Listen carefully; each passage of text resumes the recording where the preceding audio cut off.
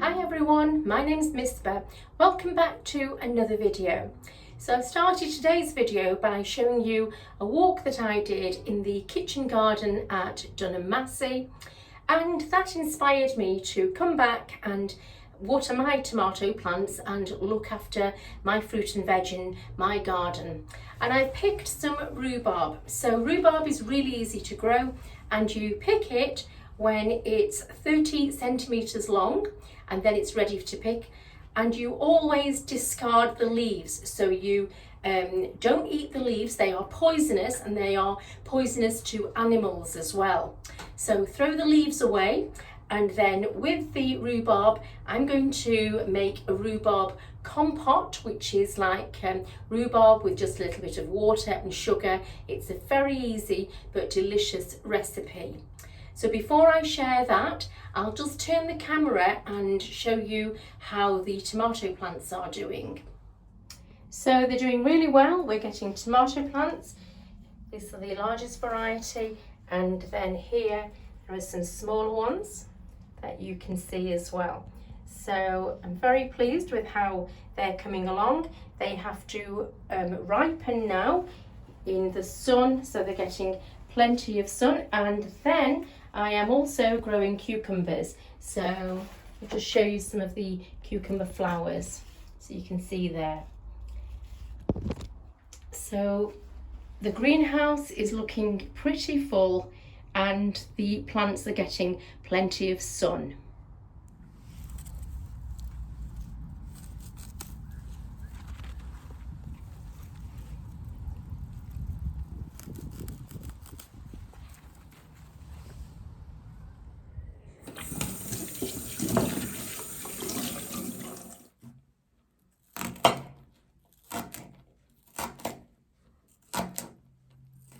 So you add just as much water to cover the bottom of the pan, then add sugar to taste. I'm going to add 1 tablespoonful,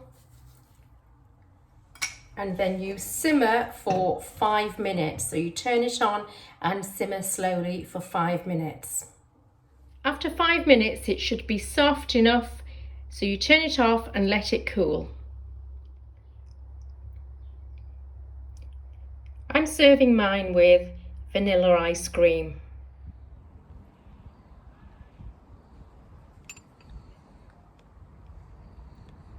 Really delicious.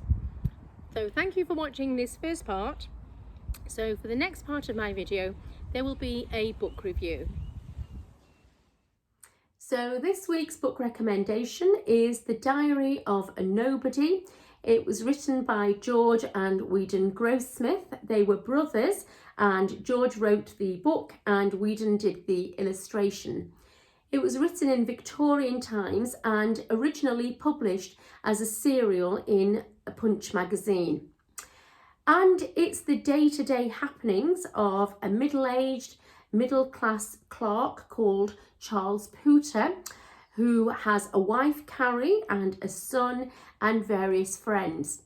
And it's a little bit like somebody in Victorian times decided that they would do a daily blog, and they would write down what they had for breakfast and what they wore and so on. So you'll find it an interesting read because it's a look at society there in diary form.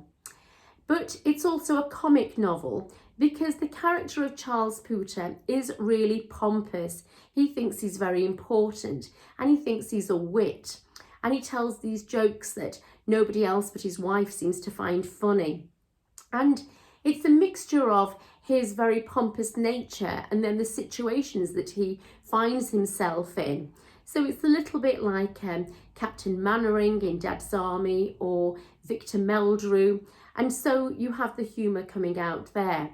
So for example, one of the things that happens is that he gets an invitation to represent his company at the Lord Mayor's Ball at Mansion House.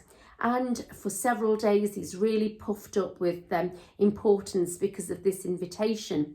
But then when he gets there, he sees that his ironmonger and the other shopkeepers are there, and he doesn't meet anybody upper class. And so he's very disappointed.